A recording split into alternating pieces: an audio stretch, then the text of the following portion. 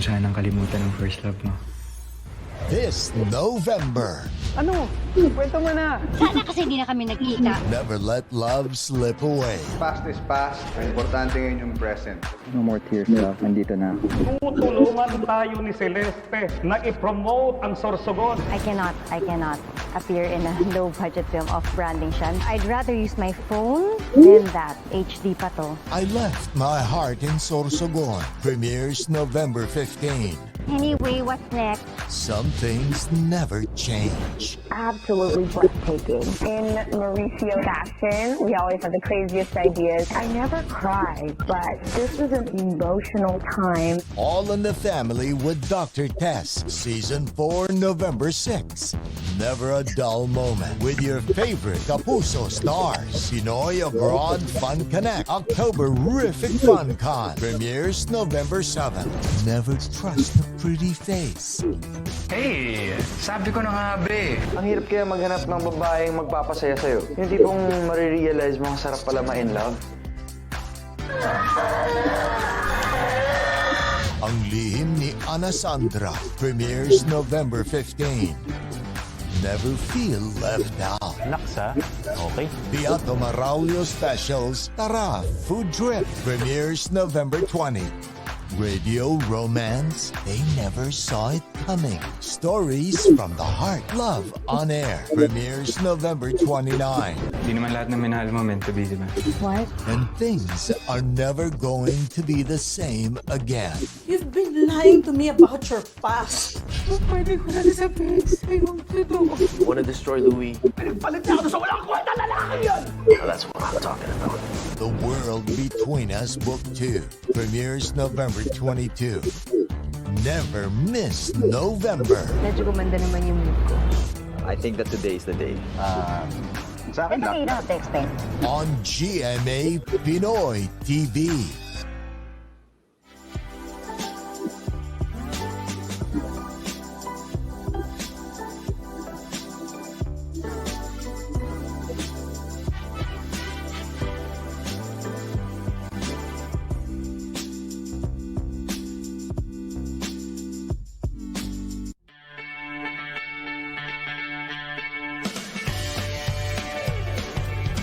I can't believe 4 years have passed so quickly. Today, we're getting ready to attend Gina's graduation.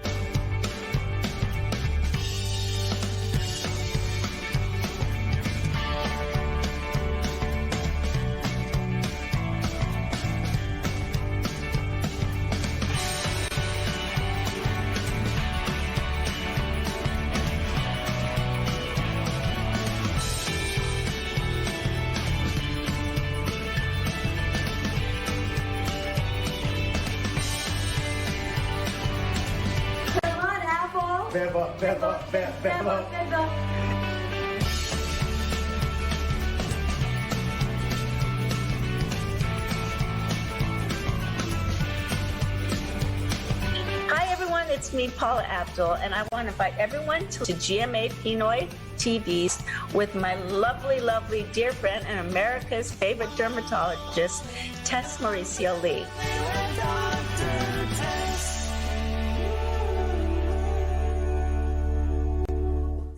Pinagsusuntok umano at nawalan pa ng malay ang isang Filipino-American. The conversations we must have are becoming difficult.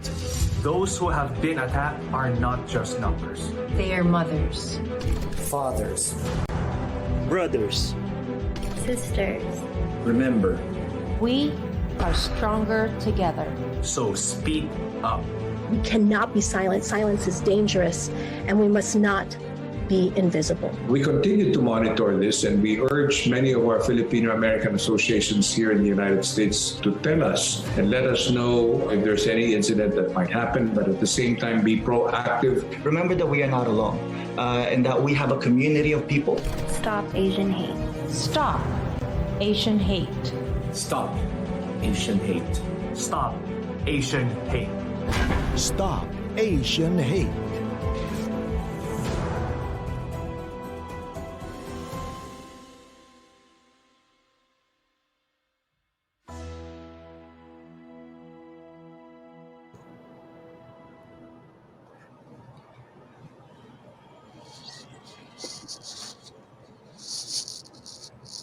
Hello, everyone. Welcome, welcome, welcome. I'm Ryan Schumacher, a PhilPro alum 2014, and I'll be one of your hosts tonight. Thank you for being here at the final plenary session called Here Now, a diamond dialogue on 75 years of U.S. and Filipino relations. But before we begin, I'd like to introduce the president of PhilPro, President Luella Cabalona.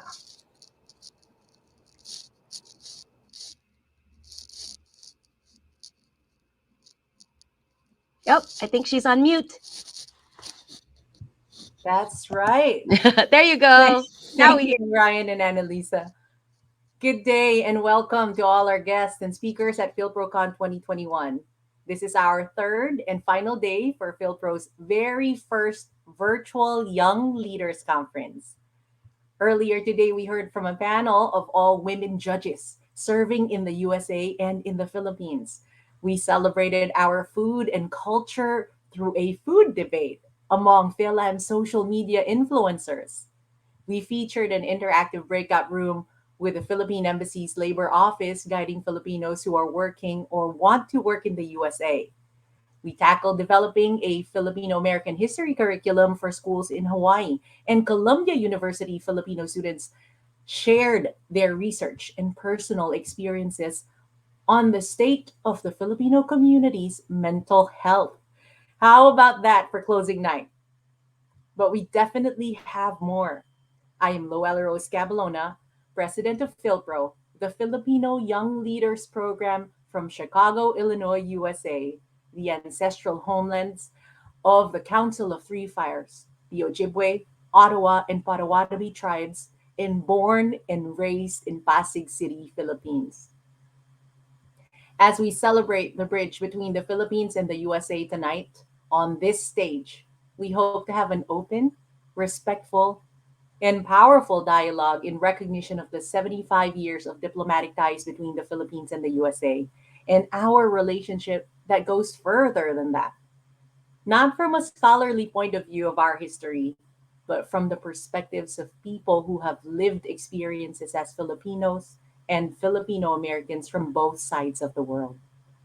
This is the Diamond Dialogue, the third installment of PhilPro's Here Now panel series, created this year in cooperation with and televised on GMA Pinoy TV to bring light to important discussions like the surge of anti-Asian hate violence early this year and the importance of pushing for disaggregated data among Asian Americans to show how different groups of people within the Asian community are disproportionately affected by different scenarios. Just like yesterday's panel of the Council of Young Filipino Americans in Medicine highlighting data for Filipinos separate from Asians revealed that Filipinos comprise 4% of the US nursing workforce, but cover for 26% of nurses who died from COVID. That information needs to be heard by all Filipinos, as this discussion on Philippine-US relations need to be heard as well. We are here now, hear us now. I thank all our panel guests in advance for bringing their personal stories as witness to this complex relationship between our two countries and as influential characters in our own Filipino-American history today. I want to thank Ambassador Jose Manuel Romualdez, Deputy Chief of Mission Jaimon Escalon, Ayala Foundation President Ruel Maranan, and AFI Senior Director Joanna Duarte for their continued partnership and support all of these years.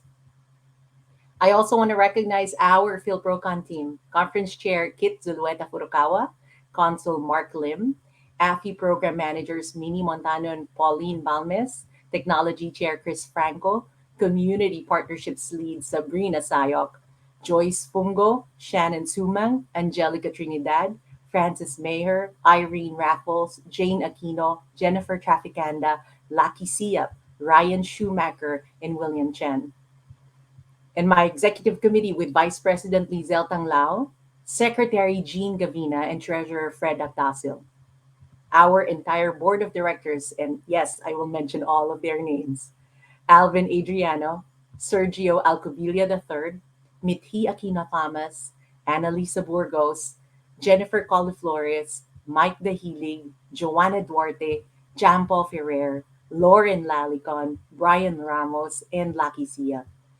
The amazing speakers, moderators, and performers, especially U.S. Embassy in Manila, charge d'affaires Heather Variaba, Jill Aika and Trisha Robredo, Francine Maige, Jeppy Paraiso, aka Tita Che, Tayo helps Lizelle Tanglao and Jobel Vicino, Perkins Twins, and attorney Francis Papica.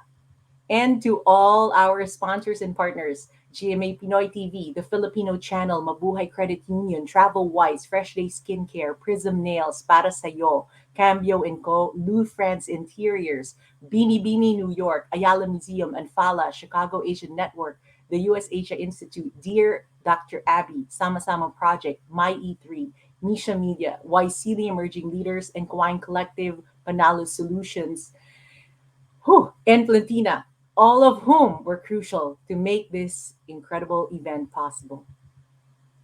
Before I go, I invite you to join us to the closing breakouts on raising influential kids meant to disrupt for young mamas and papas out there, and an open mic karaoke hosted by our papa in our household, Baron Cavalona of Sama Sama Project, featuring the stars of Karaoke Night, you.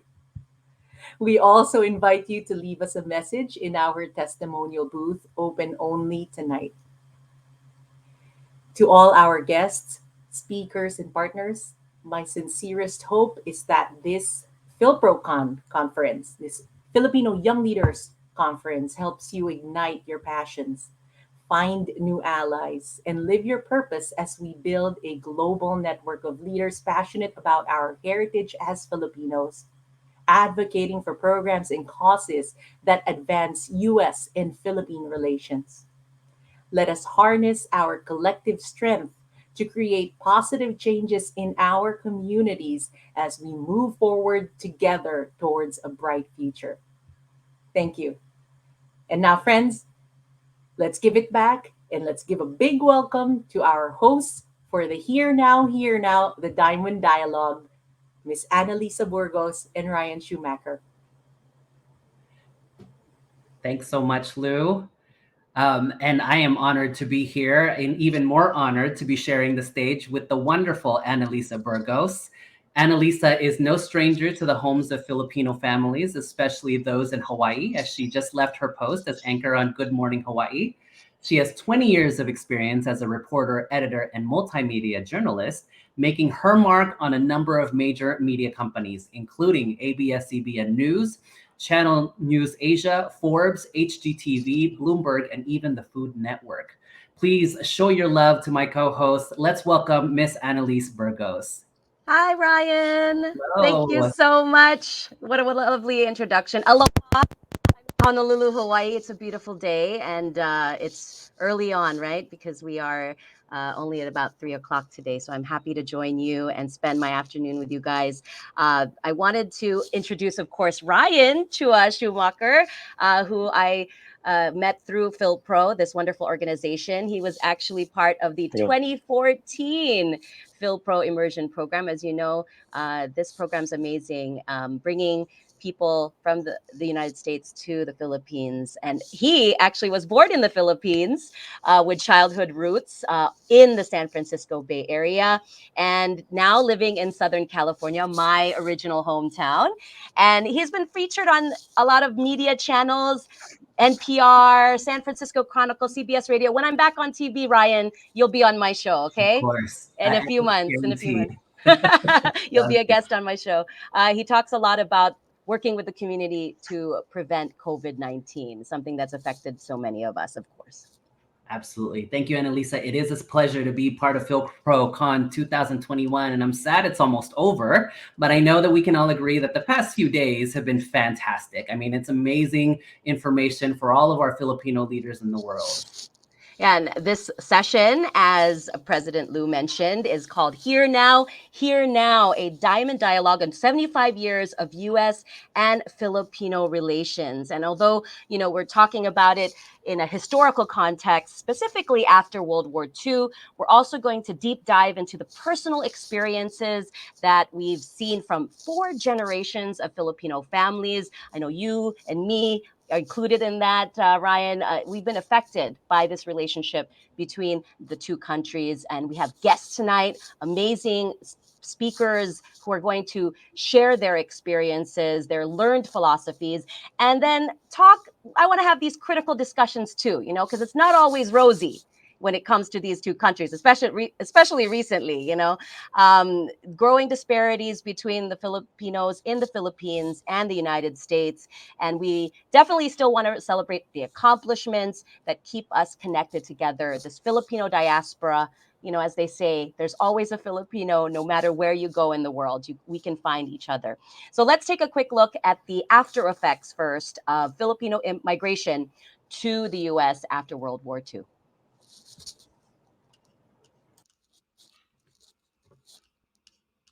It's a goal for many Filipinos to live in the land of opportunities.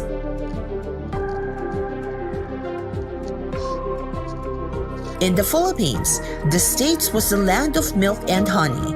And sure enough, pensionados from the Philippines who moved to the US became richer. They got the white picket fence and the new car. But that wasn't true for all.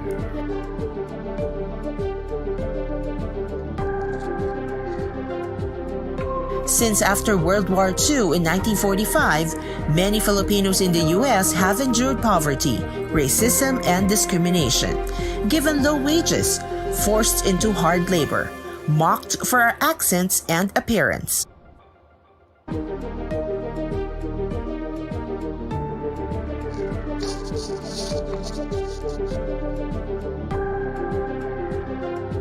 How can we close the gap to address this inequality? Are people even aware of these challenges, especially those in positions of power to enact change?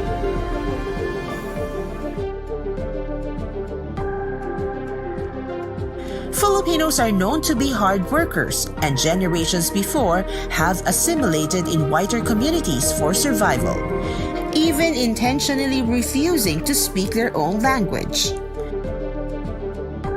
75 years later, have we gotten the respect and status we deserve?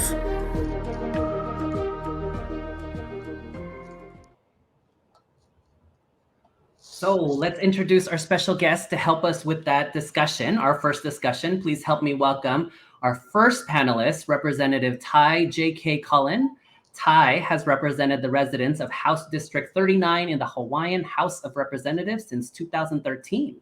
He currently is serving on the Pandemic and Disaster Preparedness Committee, Government Reform Committee, and serves as the Vice Chair on the Finance Committee. And then we have E.J. David, doctor, PhD. He is an associate professor of psychology at the University of Alaska, Anchorage, championing rural, cultural, and indigenous emphasis.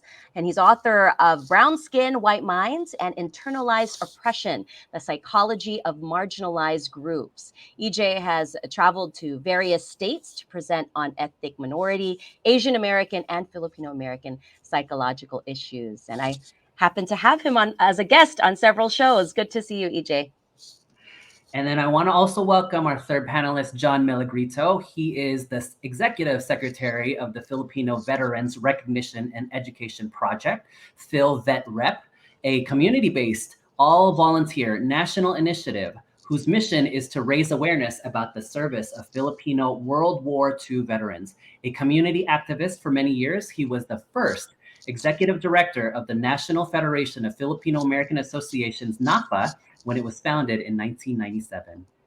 And finally, providing her lived experience in the U.S. immigrating from the Philippines, we have Dr. Tess Mauricio, a board-certified dermatologist from Stanford University Medical School. And of course, we know her lovingly, Dr. Tess, known worldwide as America's favorite dermatologist. She's the founder of M Beauty Clinics in Southern California and the star of GMA Pinoy TV's reality show, All in the Family with Dr. Tess. And I know she's going in and out of actually clinic.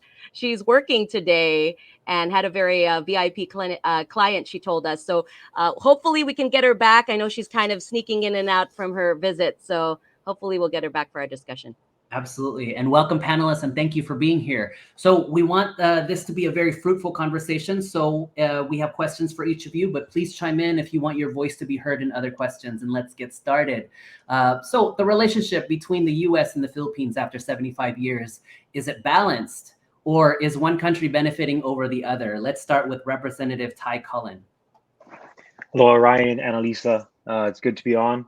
You know, I've been pondering that question for the past few days since the script was sent over, and I'm going to be honest. If it's going to be, if it was balanced, then would the two countries be having such a difficult time with so much relationships? And so my answer would be no, it's not balanced at this time, but at times it may have been balanced. From the we watched a World War II skit. There was a lot of promises the U.S. made to the Philippines and some Filipinos that was helping during World War II, and those promises was broken. And as we continue to build those relationships, that's the direction that we are going. But if we take the current climate, just within the South China Seas, or just the battle between positions within the federal levels of our governments, they're not as one having more balance or more interaction with the other. It's just, we're trying to look for what's going to be the best state, be it for the US government or for the Philippine government, for its people. And especially that is seen currently with the pandemic. You can see it with the release of vaccination and the ability to get vaccinated in our own countries. So, and when we look at relief, I know the US loves to step up at times during natural disasters and emergencies, and we've done it for many countries throughout the world. But with this question, I would say at this time it is not balanced, and you can see it through the political climate currently. And I know, Representative, you make a good point. The promises that were made and not kept, and this is a perfect segue to John's topic. For the Filipino veterans who, for many years, were promised benefits and a path to citizenship. But again, a lot of them passed away without ever really realizing that. So let's talk to John. Weigh in on this. What is your sense on the disparity that we've seen post World War II? Well, thank you, Annalisa, and thank you, Representative Cullen. I want to build in on what you said about the broken promise, because to the Filipino veterans who fought under the U.S. flag, it was a betrayal. The American dream actually was a nightmare for them, because they were stripped of their benefits and privileges after serving the United States Armed Forces in the Far East with valor and courage. They were promised these benefits under General MacArthur, but when the war was over, they were forgotten. Their history was literally erased from history books. This humiliation because of the Rescission Act of 1946 is something that they have endured even today. And out of the 260,000 soldiers, many of them died in the Bataan Death March. Many of them live here alone. I mean, despite the Nationality Act that allowed them to naturalize and come to the U.S., of the 26,000 who came, they were not given living expenses or housing allowances or health care. Many of them died alone. So no, this is not, as Annalisa said, this is not a rosy picture. This is not a rosy story. This was a broken promise, a betrayal. And today, the Rescission Act is still in the books. And this remains to be a dark chapter in U.S.-Philippine relations. But so knowing that, I see that there definitely has been some challenges coming from the Philippines to the U.S. And we see that in the video, some people were actually pretty successful coming from the Philippines to the U.S. and they have achieved that American dream. And I want to kind of highlight, all of us, and including Representative Ty Cullen, and being able to run for office and being able to get elected, and also chiming into helping Dr. Tess, for example. Her immigration story is phenomenal. She immigrated to the U.S. in the 80s with parents having to work 2+ jobs, having to help with her siblings. She graduated from Stanford University. And I just want to hear from Dr. Tess quickly about what is the message then to Filipinos? Is it just to work hard and pick up from your bootstraps so you can be successful too? Oh, I don't know if she's here. Uh-oh. Okay. Remember, she's going in and out of clinic. Can you hear us, Dr. Tess? Okay, we'll try to see if someone can contact her on the behind the scenes. Sure. And I want to open that up for everyone, because John brings up a really good point. Some people have seen this as not an American dream, and some people have seen this as actually an American nightmare. EJ, Ryan, may I comment? Yeah, please do. Yeah. So Ryan, one of the things as an elected official and with a high populace of not just Philams, but with Filipinos that did immigrate to the U.S. and is in Hawaii currently. And you mentioned it, right? It's where if you are able to immigrate to the U.S. or in our case to Hawaii, that I've personally seen, is that when they are here and the families do move here, I've seen a lot of success with the educational opportunities.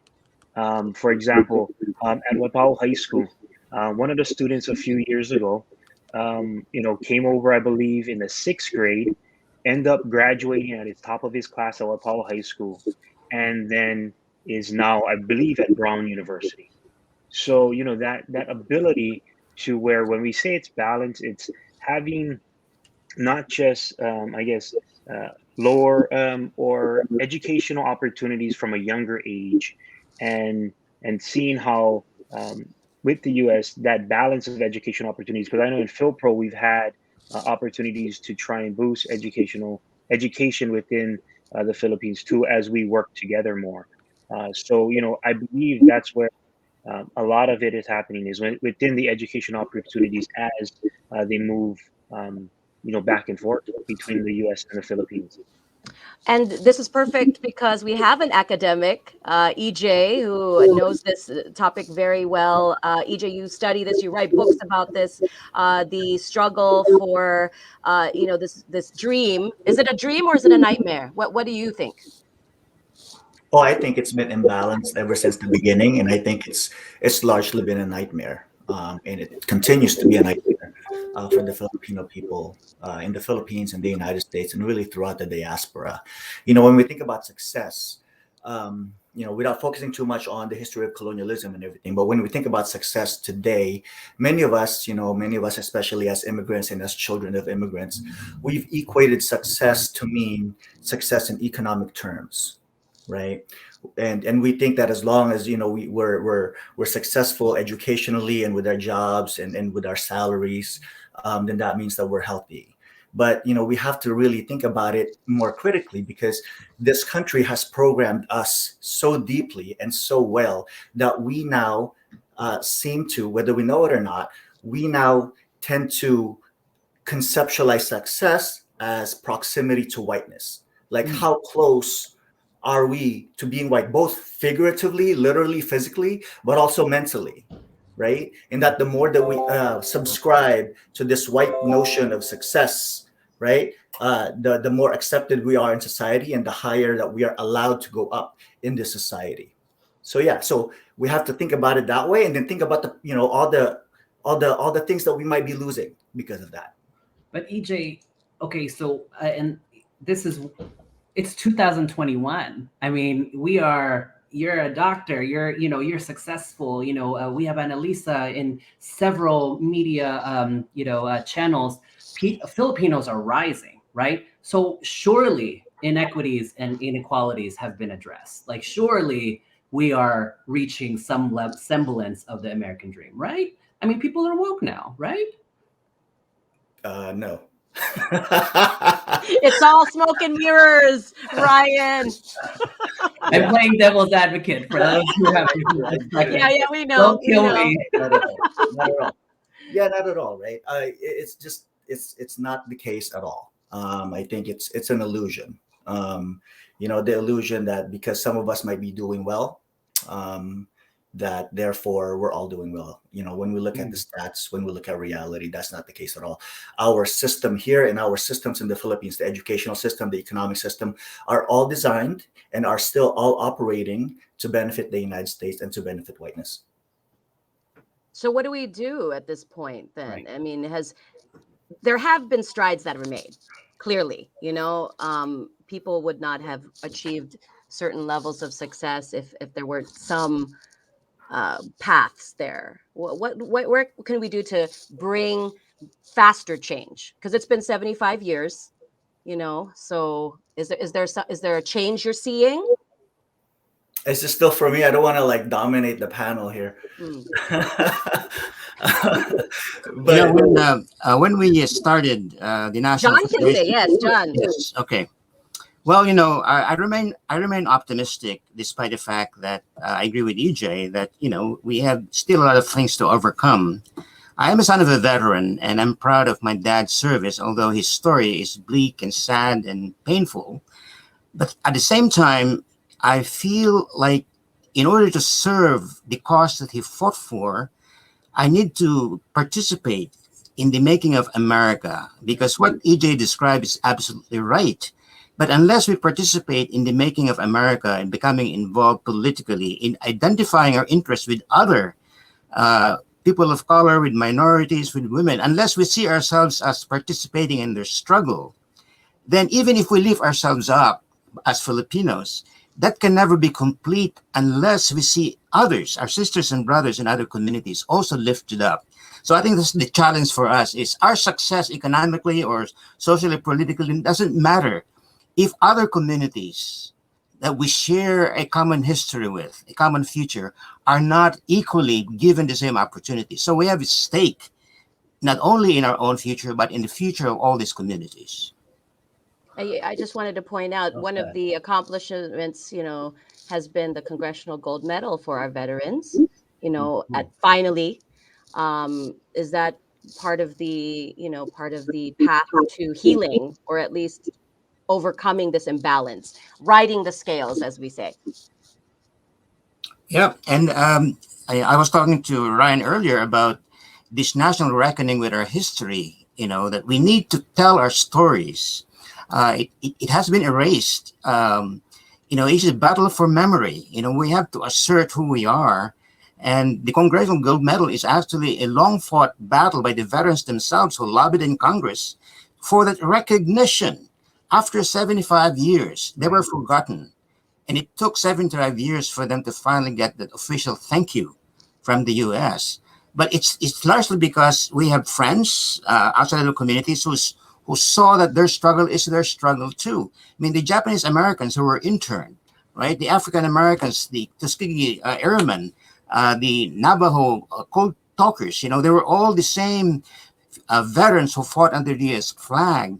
But we have a common struggle, and that is that justice that we deserve is something that we have to fight for.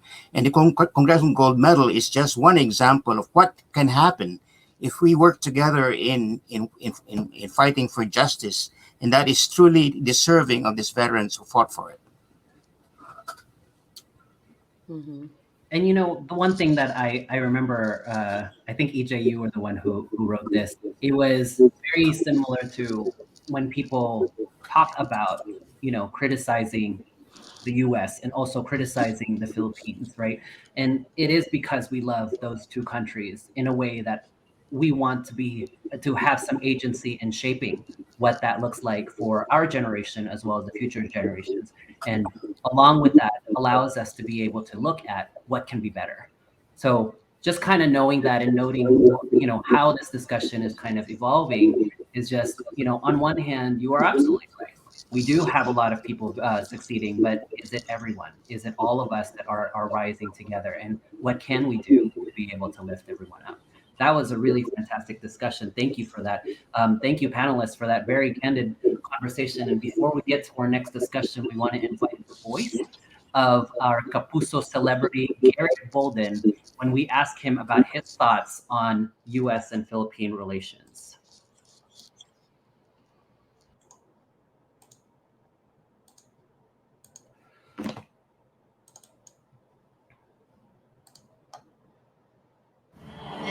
Good day, everyone. My name is Garrett Bolden, and thank you for having me here at FYLPROCon. To answer the question, what comes to mind at the mention of United States and Philippine relations? Without the bridge between the US and the Philippines, I would have not known my roots. I never felt whole growing up in the Philippines until I visited the US. And there was a part of me fulfilled, and now I know who I am. I met my dad when I was 18, and on that day, I found out that I am an American citizen. I was able to go to the United States and experience the life I never imagined I'd get to know. There are a lot of things to know and experience on my American roots, and I am always thrilled to live both worlds.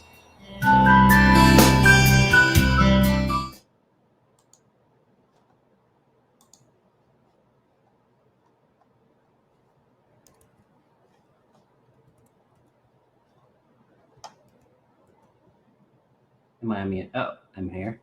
Annalisa, I think you're on mute. Oh, okay. Here I am. I was just going to say that Garrett's story, I think a lot of people can relate to that, right? The bridging of the cultures. But at the same time, you know, there are two sides, again, to every relationship. So let's move on to our second set of panelists. And this time we're going to explore how Filipino migration after World War II affected families in the Philippines. So we talked about here in the United States first, and now we're going to talk about in the Philippines. So let's introduce the panelists. Let's start with the video. Oh, video first. Okay. Yeah, let's go with the video first.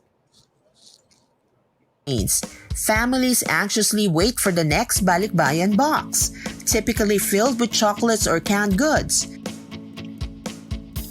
This was our lifeline with families in the US.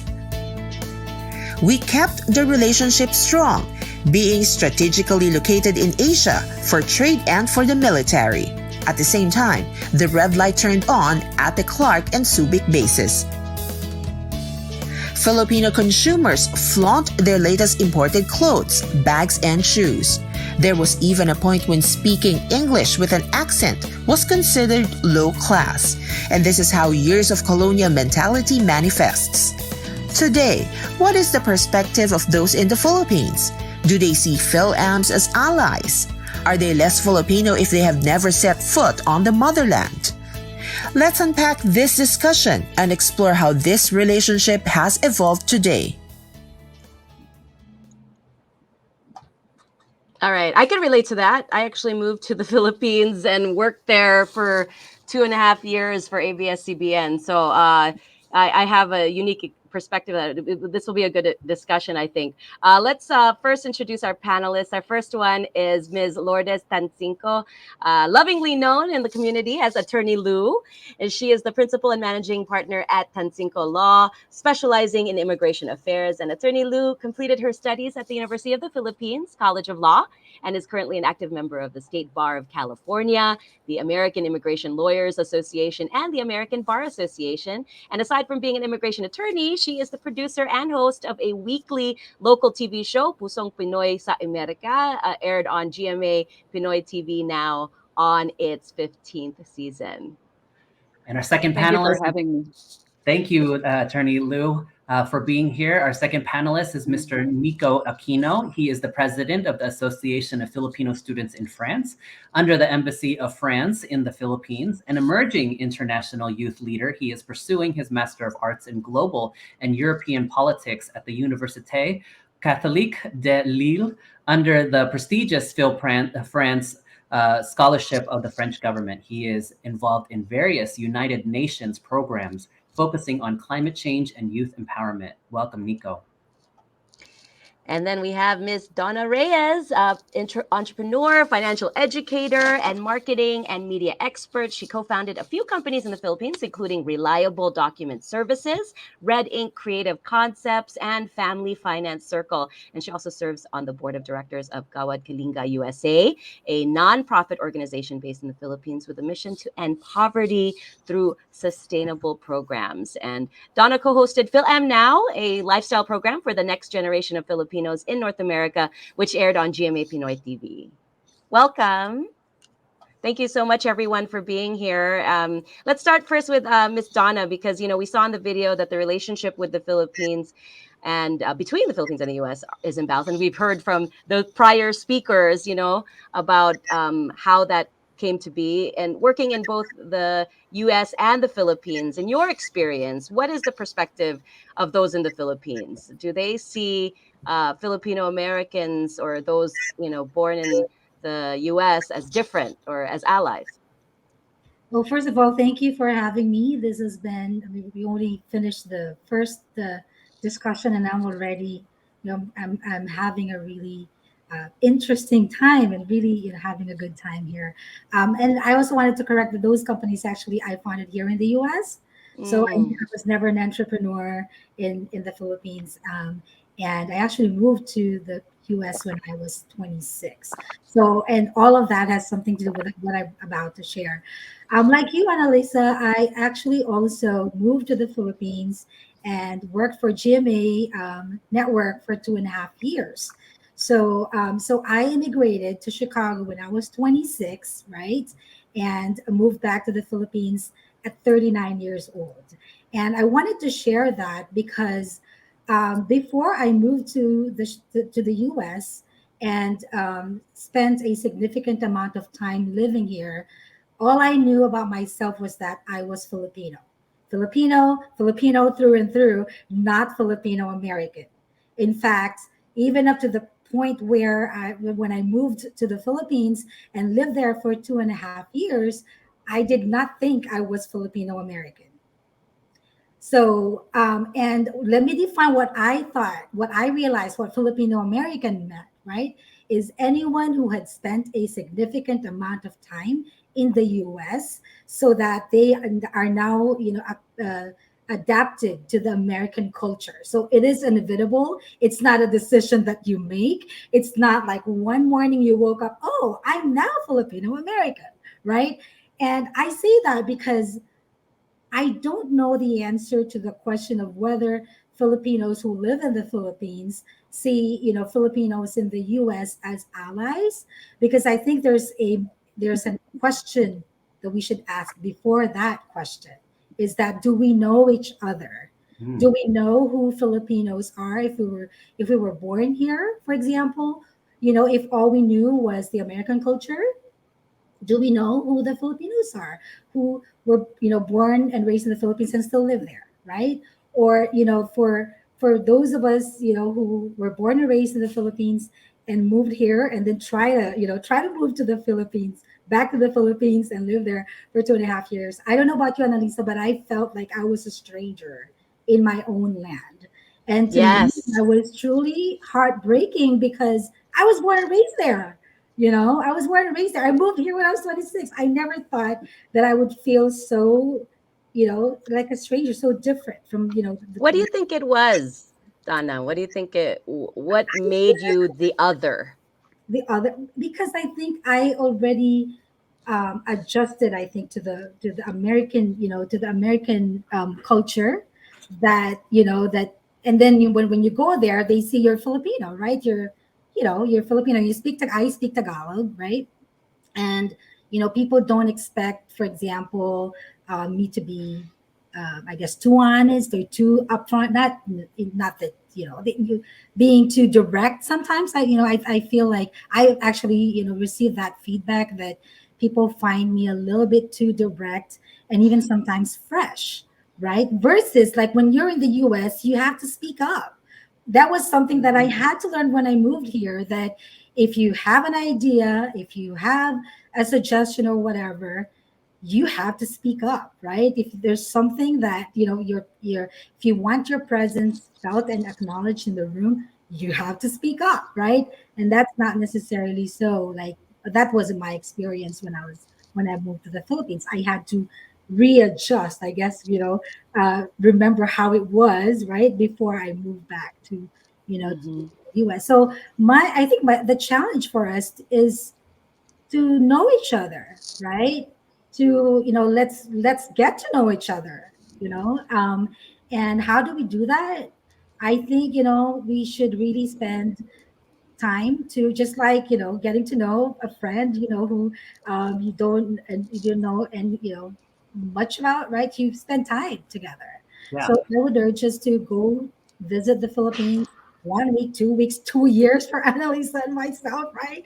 If that's an opportunity for you, I would urge everyone to do that. I know PhilPro has obviously a program for that, bringing Filipino Americans to the Philippines. The Filipino schools pilgrimage, that's not a speech defect, it's pilgrimage. Because it's Filipino pilgrimage, right? And then of course Gawad Kalinga also, USA also brings Filipinos to experience, to understand the culture and just see how beautiful our culture is and how beautiful the Filipino people are. That's a really good segue to our next question. Thank you, Donna. Because as we get to know each other, we definitely want to connect a little bit further. And so, for Nico, this question goes to you. Since you are an emerging international leader with the next generation of the Filipinos, more and more we're seeing the disconnect. We're seeing more Filipino Americans not able to speak the languages in the Philippines: Ilocano, Bisaya, Waray, Cebuano. And so, if that is the case, and when that is the case, are Filipino Americans less Filipino if they don't speak any of the Filipino languages? And if they have never set foot in the Philippines, does that make them less Filipino? All right. Hi everyone. Hi Ryan. Thanks for the question. Actually, I've been also like thinking about that, but to be honest, I really don't think Philams are less Filipinos because they do not or were not immersed to the different languages and dialects in the Philippines, nor if they haven't set foot in the country. Because I've worked with a lot of Philams, especially in our generation. I actually have some cousins who are Philams already born in the U.S., but have Filipino blood, and like both parents are Filipinos. And what I can say is that as Filipinos, we kind of still tend to pass on the Filipino values. Even though we're abroad, for example, in the U.S., we still pass on to our children. Well, I still don't have a child, but like we still pass on to our kids the value of, like, for example, striving hard for our dreams, and which is actually similar to the American dream mindset of Americans. And actually the malasakit, I think this is one of the biggest values that I see that's still common despite not even speaking the Tagalog or Filipino language. The malasakit to our family, to friends, and even the communities. And what I was able to observe with Philams as well is they provide a more diverse and kind of wider perspective in terms of social, cultural, and even like political and economic dimensions and issues, which is kind of really interesting and have been continuously being adapted by the Filipinos in the Philippines, right? And I agree with Dr. EJ a while ago, how big the disparity is between the systems involving with the United States and the Philippines. However, like what Sir John said, that I also wanted to give these new breed of Philams and young Filipinos a chance. It gives a whole new flavor, right? It gives a whole new flavor in our perspectives, like what Miss Donna said about being direct, because of course in the Philippines you tend to have like a lot of in Tagalog, it's like paligoy-ligoy. You don't really go to direct to the point, because if you go to direct to the point, you're being rude. But right now we're trying to adapt to it. We're trying to respect that being direct is just being honest, right? And I guess a lot of programs right now, for example, from the U.S. Embassy or even the Philippine Embassy in the U.S., have various programs like the PhilPro and even the YSEALI programs, the Young Southeast Asian Leaders Initiative programs of the U.S. Embassy in the Philippines, have greatly, helped the Philams and Filipinos in the Philippines to really instill a wider or a more diverse set of perspectives, right? Which is really important in our generation today. And because of these opportunities, we're now being offered with a platform to really get to know and actually apply our Filipino values wherever you are. So yeah. So you want, basically you're saying that the more we contribute to each other's, perspectives, like the Filipino Americans are bringing in their perspective, and it kind of marries this new generation of what Filipino Exactly. It's Okay. not really diminishing or like decreasing the purity of the being a Filipino, but it's more of like giving a new flavor to it, which is now being like a global Filipino kind of setting. That's what I think I about. love that. Okay. I appreciate that. I can relate to everything that you guys are saying, having lived there. And I don't think people treated me differently because I was Philam. They sometimes made fun of my Tagalog because it's really Yeah. bad. But they appreciated the effort. But I did, like Exactly. Donna had said, I was considered too direct. And that may have been to the detriment of my work relationships. But that's the way it sometimes happens. I just got a note actually though that Dr. Tess is back because we had lost her to a client. So let's just bring her back and give her a chance to share her quick story about the American dream. Now, I know Dr. Tess, you didn't get a chance because you're busy and working there, but we were talking about the American dream versus the American nightmare, that the imbalance between who's benefiting in this relationship between the United States and the Philippines, that it's not as rosy as some think. And I know you're one of the success stories though. So what's your perspective on how Filipinos have been able to adjust and do their dreams there?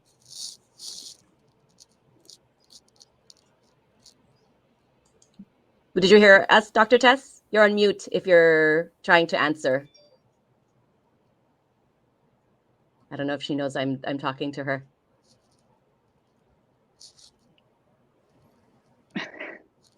Did you get us, Dr. Tess? Yes, it's your turn. Did you hear anything that we were saying? I can't hear you guys. Oh no. Technology. Not sure. Technology. Okay, I don't know how to ask her the question, Ryan. What do you think? I think we will text it over to her, and whenever she gets it, I can hear you now. Oh, good. Oh, good. Oh my gosh. I did this whole long question, and then you didn't hear any of it. I was thinking that someone's being introduced, and since everyone was you. already talking. Hi, everyone. Thank you so much, Annalisa, Rin. I am right now in my Beverly Hills office, and we are kind of in the bottom part of the Rodeo collection, so the Wi-Fi is hit or miss, and so I apologize that I'm a little in and out. I told the GMA Pinoy TV folks that Julian Lennon, the son of John Lennon, was here as a patient. He is open for me to say that, and so we had to add him to the schedule, and he's done now, and so I can concentrate. So thank you for your understanding, but it's kind of a surreal thing. I know that we're talking about immigration, and you know, it's definitely a struggle. I know everybody who's immigrated will tell you that this is really not something that when you're in the Philippines you can imagine. The difficulties, the heartbreaks, the heartaches, sometimes soul crushing types of experiences.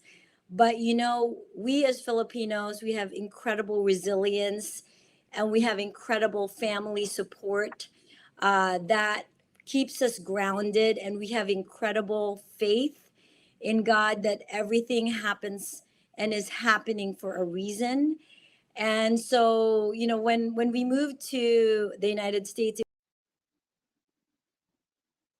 old, and the oldest of four kids, and my family basically started from scratch. We lived in a rat and cockroach infested 2-bedroom house in a very not so nice neighborhood in San Diego.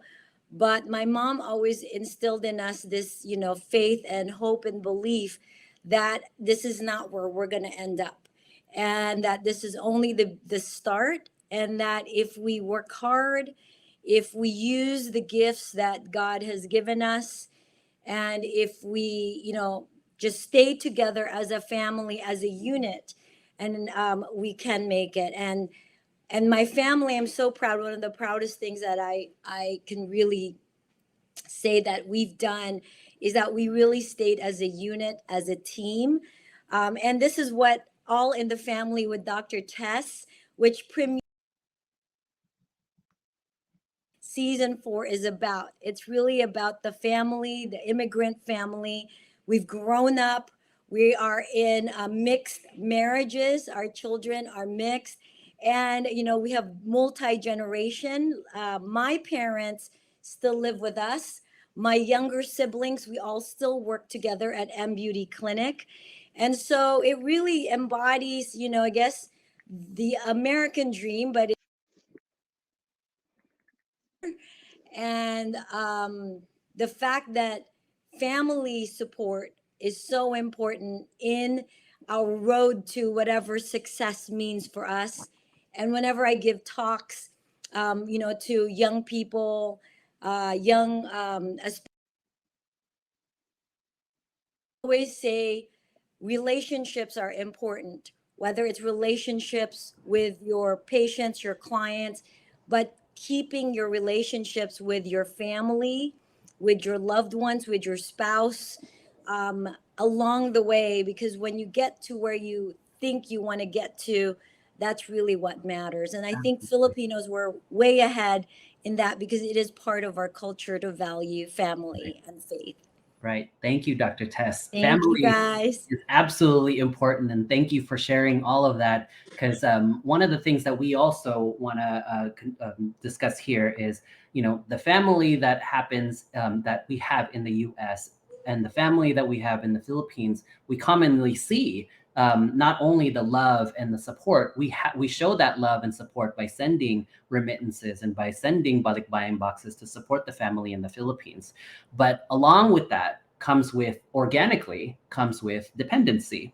So connecting that type of practice and culture on a grander scale, do we see that type of dependency in the relationship between the Philippines and the US? And that question goes to Dr. Attorney Liu. Thank you very much, Ryan. That's a very interesting question. I think any immigrant will be able to relate about their balikbayan boxes, remittances, and so forth. But before I answer that question, I'd just like to clarify that this dependency is not just seen from Filipino immigrants here in the U.S.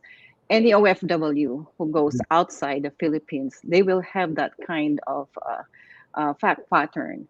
So to me, I would not really consider it like a permanent dependency. Usually, this is a practice.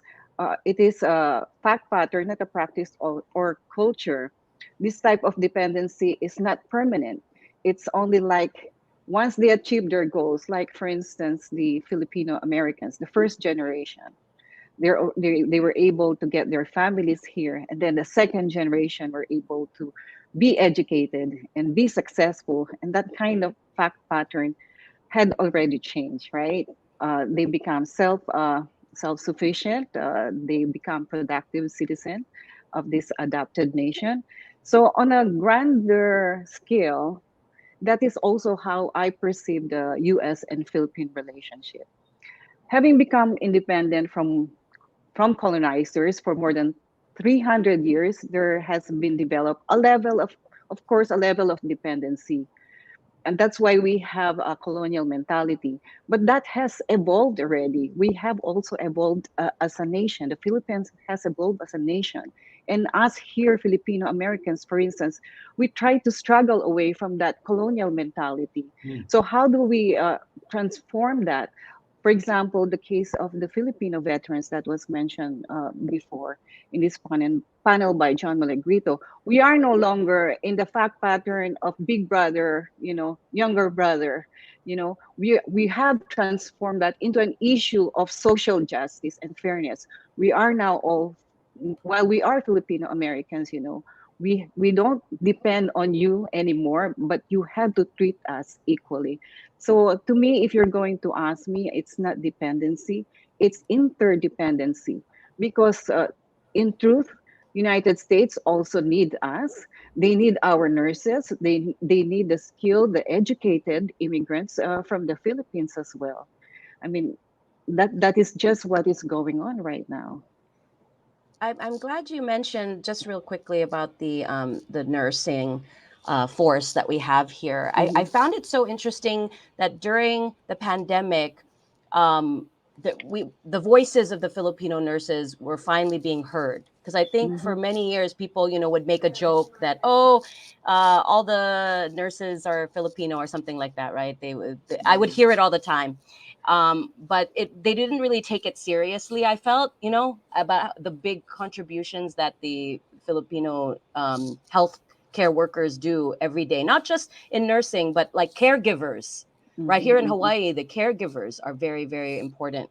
So I think that was one benefit of, like you said, of the pandemic, is to highlight these substantial contributions that Filipinos have made in the U.S. that we don't normally get to talk about.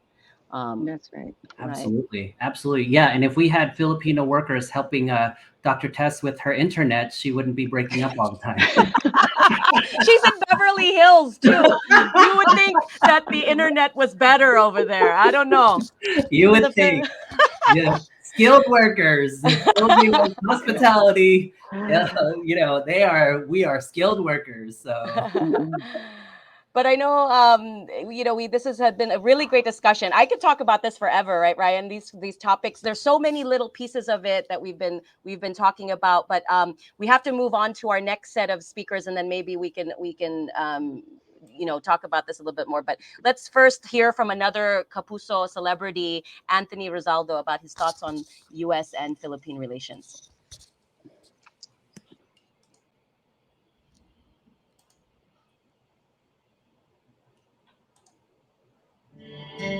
I think it's vital to give importance to the relationship of the Filipinos here in the Philippines and in the United States. We've seen a lot of Filipinos in the US who brought home pride and honor for our country. And as they become successful in the things that they do, they also take us with them in that place of success.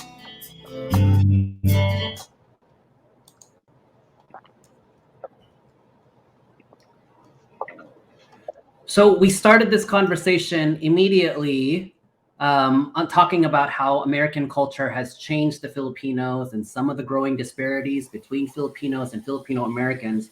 But there are things that we can all be proud of as Filipinos and Filipino Americans alike. Let's take a look now at our last clip of the session of some of the moments that make us honored and proud to be Filipino.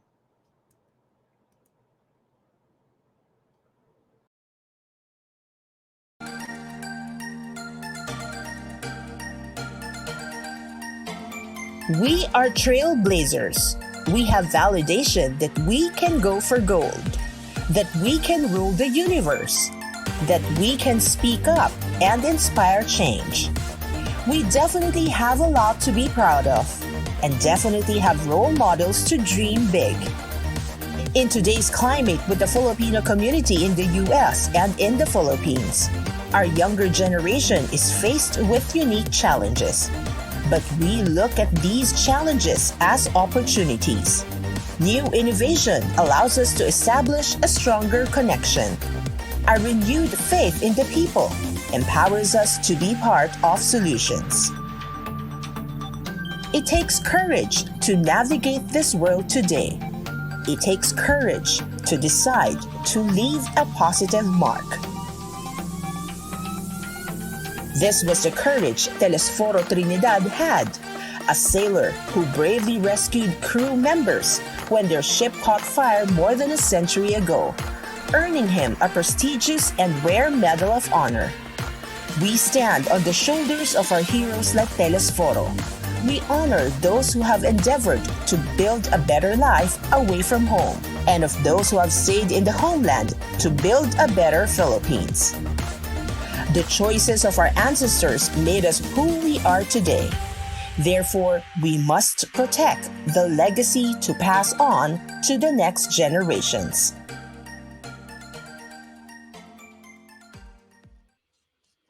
And as we saw there, Filipinos are making major accomplishments across so many industries: the Olympics, Nobel Peace Prize. We heard from the Navy side with Telesforos. The Philippines now are campaigning to name a Navy ship, warship, to honor not just the only Asian American in the U.S. Navy that granted the nation's highest award for valor, but the tens of thousands of Filipinos and Americans of Filipino descent who have served actually in the U.S. Navy since 1901. And so, we're all over, and we just deserve all of that recognition, right, Ryan? Absolutely. And, as Filipinos, we are leaving our mark in the world. And that is incredibly important because what we can do on our own, separate from each other, even though we're divided geographically by countries, and we find a way to stay connected. So our final set of panelists bring forth our youth, next generation voices, young choices. These, please help me recognize and welcome King Marie, a musical artist, DJ model, and creative director. Her brand's mission aims to create a platform that will encourage empowerment and open doors for Womenx children and Filipinx culture. She began DJing in her hometown of Chicago in 2012 and has opened for Major Lazer and Kalani, played A6 stage at Lollapalooza, and performed the main stage at Complex Con. And then we also have Christine de los Santos, the 26-year-old Southern Cali native and co-creator of One Down. And that's an organization with a mission to redefine what it means to be Filipino. And her passion for the community was born at the annual Los Angeles Justice for Filipino American Veterans demonstration back in 2013. And that led her to take on various leadership roles at UCLA. Woo-woo! I'm a Bruin too. She currently serves as the new business counselor for the Search to Involve Filipino Americans, also known as SIPA. So, of course, we talked about the history. We talked about, what's happening currently. What's next for the Filipino Renaissance, as, we want to call it? Are you increasing dissension for the next generation? Are we looking at new innovation? Let's start with Christine and then King Marie. Hi, can you hear me? Yes. Hi, thank you for having me. I think it's a really interesting question, whether or not we're increasing dissension as the generations go on and Filipino Americans kind of speak up and find their own voice. I think for One Down specifically, we always try to prompt our viewership with more questions that lead them to have the dialogues that we're having right now.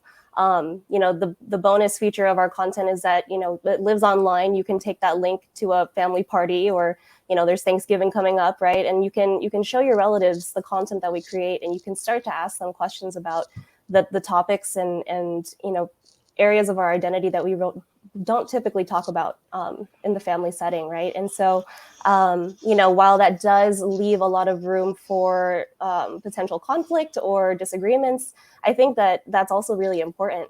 Being able to identify a problem is the first step to finding a solution. And so, if we have to kind of ruffle a few feathers to get there, I think that's worth it. So. It's amazing. And for Kim Marie, same question. Are we looking for the next generation for bringing people together, or are we, falling in line with this dissension that may be happening between the two countries? Well, thank you for having me. Honestly, I believe on the artist side, on the creative, speaking on behalf of the creatives of the Filipino community, I feel like I'm hopeful and joyful, and knowing that because I'm able to use my creative gifts, I'm able to speak in other ways. And it's finding others that are, using their other creative gifts, and you're finding it in DJs and artists, in illustrative artists, in graphic design artists, and just everyone being able to find their roots by using their creative art skills.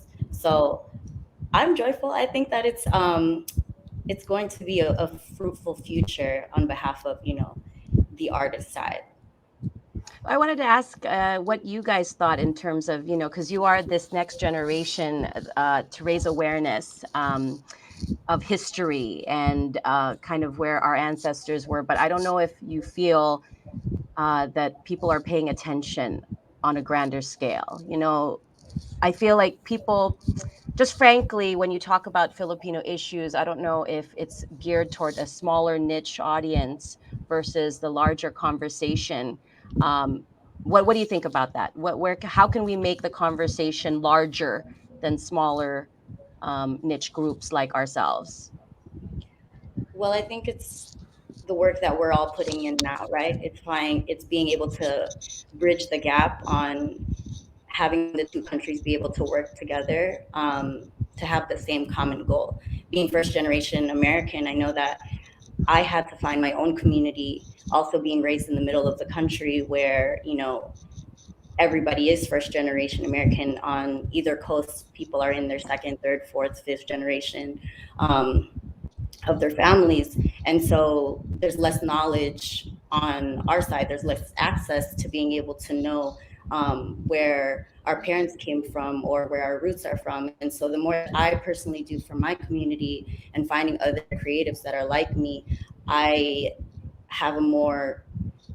come closer to being able to understanding who I am and what that means for me. And earlier in the conversation of not feeling Filipino enough or not feeling Filipino American enough, understanding Tagalog fluently but not being able to speak it, I've always had just, kind of an in-between in regards to who I am as a person and finding identity. And so I feel like, the older I get and the more that I do and the more people that I meet, and something like this, it's huge on my behalf of being part of something where I know that my career and every step forward is going to help change the future and where we're going. And so I think it's, the more that we do and the more that we connect with each other, I think is the common goal. And jumping on that, I'm sorry, Christine, did you want to say something? Yeah, just wanted to kind of touch on like what One Down is able to do with our content. When it comes to expanding that audience and having these dialogues and bridging that gap between the U.S. and the Philippines, we're very big on data. We love to analyze and look at the choices that we're making, and be able to make informed choices when it comes to creative decisions. Leo Albea, my co-creator and the creative director who leads all of the video content that we push out, all of the aesthetics and the graphics and how it looks and how it sounds, how it feels. All of his choices are informed by data that we're gathering, by looking at what our viewers are, engaging with as they're watching the video, when they choose to, leave the video if they do. And based on that, we're able to expand our reach by continuing to make decisions that pull people into the content without having to, resort to other tactics. So, by doing that, when we were able to catch people's eyes that probably wouldn't stop to watch a video about Black Lives Matter or World War II and JFAV, when we're able to catch your eye within the first 3 seconds of our content, that really makes a big difference in being able to get through to folks that wouldn't typically tread, down these paths of having these types of discussions. And so that's all I wanted to add here.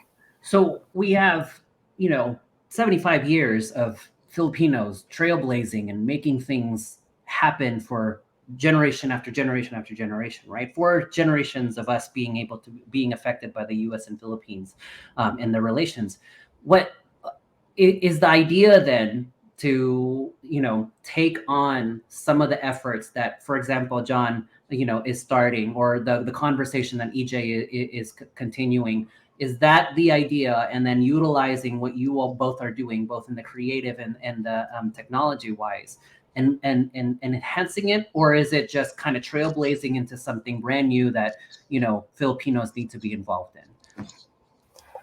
I think it's largely, important that we remember that we're standing on the shoulders of giants, right? Intergenerational conversations are very important. I don't think it's necessarily efficient to reinvent the wheel, right? And it's very, very much important to honor predecessors, the people that came before us, and being able to build off of the legacy that they've left. We're not necessarily trying to create something new, but create new ways to get what has been said or what is being said and often unheard to people, to a place where they are receiving it and listening to it and internalizing it. And so it's not so much changing what's being said, but changing the method of communication and the medium. Did you want to add something also, King Marie? Yes, so I agree. I think, along with Tito John, I think it does start in politics and really hitting every angle in regards to it, right? So being able to have representation in all industries, right? Filipinos are dominating in, just on this panel alone, everybody being able to speak on behalf of their own industry and doing what they do, so that people just know that Filipinos are here, and Filipinos have been and will continue on to, be a large part of what, Filipino American history is. And so I feel like everybody's just doing their part to make sure that our voices are heard, and having representation on all sides just makes it more known and has it, a better impact for all of us. And I know we're running out of time, Ryan, but I did want to take a moment to maybe bring back the rest of our panelists, or at least however many we can, because I know there's a limit to how many people can actually join the current discussion, at least from what I'm hearing from our director.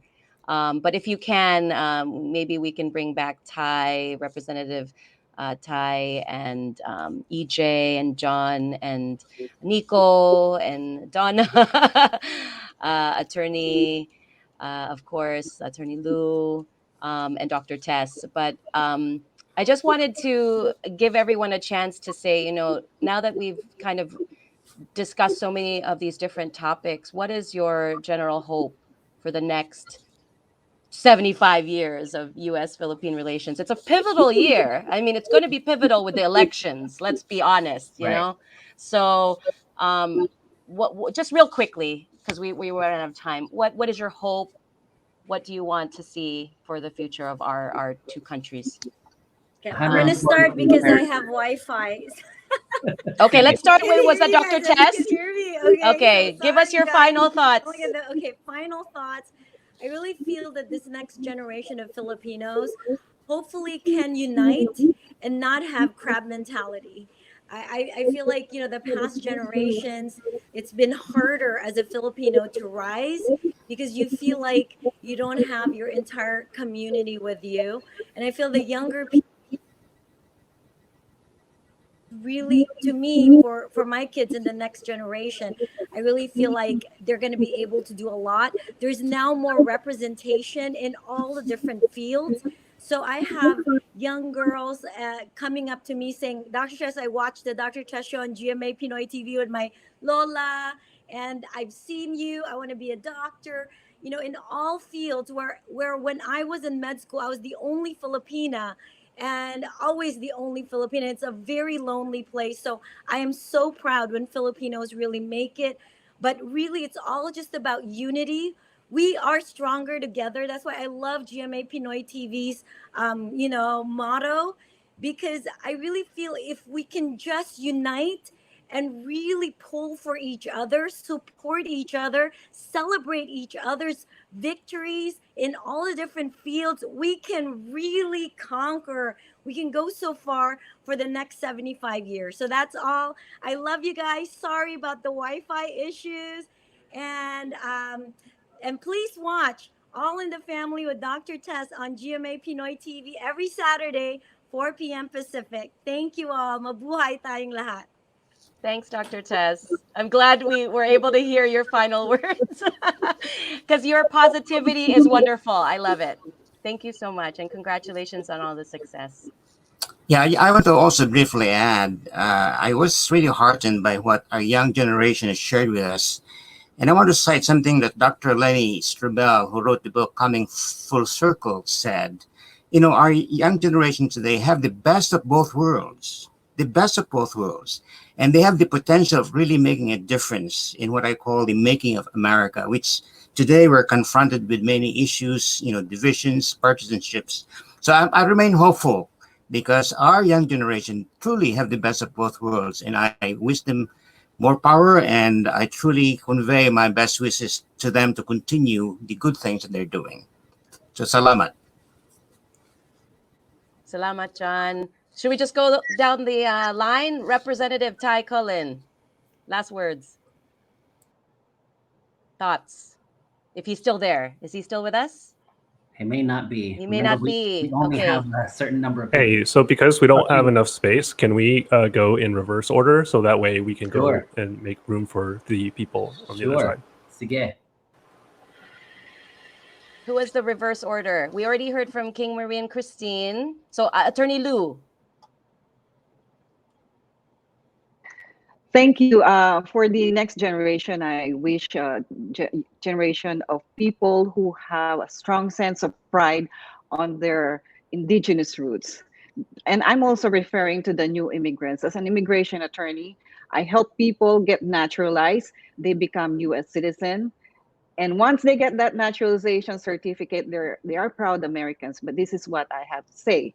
Even if you have that naturalization certificate, even if you have that blue passport, you will still be seen by an outsider as someone with a Filipino identity and heritage that you can be proud of. So that's my wish for the next generation, for the next 75 years. Amen. You're on mute, Annalisa. But I think you said Donna. I said yeah, Donna Reyes. Yeah. All right. Well, thanks again for having me. This has been really educational and fun at the same time. So I echo what everyone else is saying. I am very hopeful with the younger generation of Philams or Filipinos who are trying to to understand and learn more about their culture and heritage, because it's in knowing who you are. That's really the only way you can really be proud of who you are, where you come from. If you don't know who you are, you cannot be proud of of your heritage or your culture, your own people, right?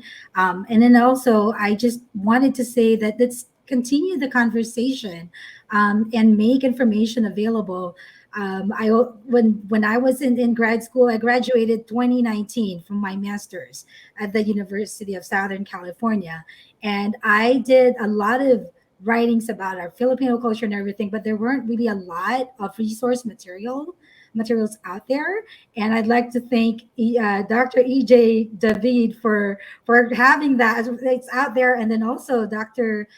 Kevin Nadal. But those are really the two, and they're I didn't really find a lot, and maybe it's me with my maybe poor research skills, but I have a very strong feeling that we need more, right? And we need to continue the conversation. So again, thank you so much for organizing this, PhilPro, and mabuhay kayo. Mabuhay tayong lahat.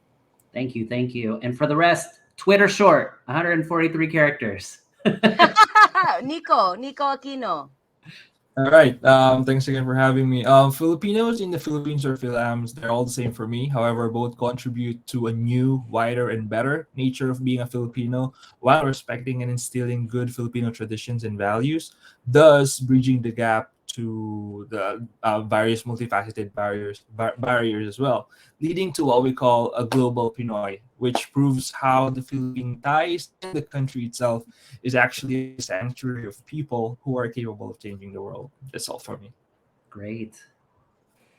Last but not least, EJ David, Dr. EJ David. Oh, and wait, I see Representative Ty's back. Yay! We called you earlier. We were doing roll call. But let's start with EJ first then. No, Ty first, please. Oh, Ty first. Oh, sige. Go, Ty. Okay, no. So I just wanted to mahalo everybody. It was a great session. Some of the great ideas. Hearing from others in different fields. If I would leave anything, I would say, one is just participate more. We're seeing that throughout the United States. We're seeing that globally. Younger individuals, minority groups participate in the government process, and not just participating in that sense of where what it is, but then what values we grew up on. That's something that was strong, is like we're taking the values we grew up on, what is our foundation, and then putting it in how we think of legislation, policy, and so forth. So I'll just leave it there. And EJ, knock it out the park, man. All right, everybody. Thank you all for inviting me to this panel tonight. Just one last thing that I want to share. As we grow as a community and as more power we generate, with our numbers and with our continued empowerment, I just hope that as we become more successful in whatever we do, our education, our business, the way we vote, the way we raise our families, whatever it is that we do, I hope that we do it with the intention of making sure that we do not become complicit to the continued oppression of other marginalized peoples. So, for example, as Filipino Americans, let's make sure that we do not contribute to the continued erasure of the indigenous peoples of the lands that we now call home. Let's make sure that the way that we do business, the way we do our education, the way that we succeed does not propagate anti-Blackness, right? Let's make sure that we're not complicit to the oppression of other people as we rise up. Salamat po sa inyong lahat. Wonderful. In other words, this is the crab mentality complex that we were talking about also earlier. Thank you so much, EJ. Do we have a video, We Ryan? do. Yes, to finally, the future is just 75 years as for the relationships between the U.S. and the Philippines, and now we're looking to 75 more years. And as the youth and the Filipino relationships with the Filipinos in the Philippines, it's essential to benefit from all of our families in both countries. And one last time, let's hear from our Kapuso celebrity Max Collins when we ask her about her thoughts on U.S. and Philippine relations.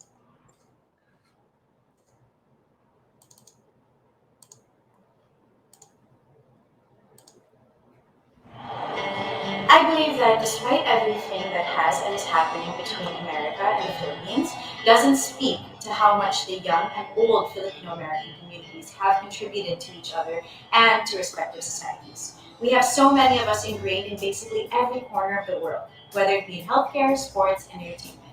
And I think that the common goal nowadays is to be our best selves in whatever we choose to do. And in that, my opinion, is what makes the generations of today different from the past.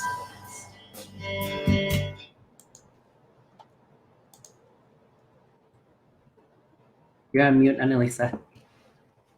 Oh, I keep trying to mute myself while the video is playing so you can't hear me.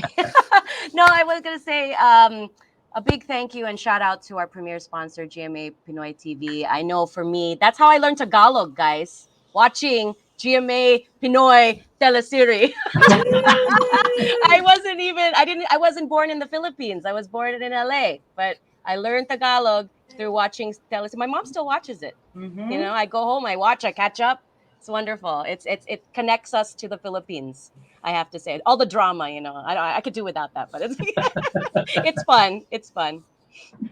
So for all the GMA Pinoy TV subscribers in the US, Canada, Singapore, and Hong Kong, you can now watch Kapuso shows on the go. Just download the mobile app on your pay TV provider and enjoy TV Everywhere. TV Everywhere is available to existing GMA subscribers on Xfinity, Spectrum, Cox, Altus, Bell, Rogers, Telus, StarHub, and Now TV. Video on demand and look-back features are also available if you missed your favorite Kapuso program. Contact your respective TV provider or visit gmapinoytv.com to learn more. Also, don't forget to subscribe, mga Kapuso abroad. Keep watching your favorite Kapuso shows on GMA Pinoy TV. And if you haven't subscribed yet, visit gmapinoytv.com/subscribe to know more. And lastly, if you have relatives and friends abroad who are not yet subscribed to GMA Pinoy TV, which I don't think that's even possible, right? Everyone should subscribe. You can invite them. Just visit again, gmapinoytv.com/subscribe, and then follow GMA Pinoy TV on social media. The hashtag, or not hashtag, it's the handle is GMA Pinoy TV, because we are hashtag stronger together. And patuloy po kaming buong pusong. Wow, they gave me Tagalog script. Oh my God. You can do it. I can do it. I can do it. I believe in myself. Malilingkod sa inyo at sama-sama tayong maging proud to be Pinoy, proud to be Kapuso. And Yay! a little surprise for you all today. And by the way, GMA Pinoy TV, man, they sponsored this whole session, and Here Now is so important for so many Filipino families to be part of this conversation, because we start the conversation here, and we hope that you continue it at home. And so a little surprise for everyone today from GMA Pinoy TV. We will be giving away 5 GMA virtual studio tour tickets. The Kapuso Network launched the GMA studio tours to give its fans a glimpse of the world behind the doors of the country's top broadcast company. It became the first Philippine broadcast network to offer this kind of service to its global audience. There will be also 5 lucky winners of 30-day free MavShack vouchers. Get Filipino entertainment, catch up on video demand, and more from your GMA international channels. Visit MavShack, M-A-V, Shack.com, or download the MavShack app on Google Play or App Store to start watching. All right. Well, again, I want to take this opportunity to thank all of the panelists for your amazing contributions to our discussion.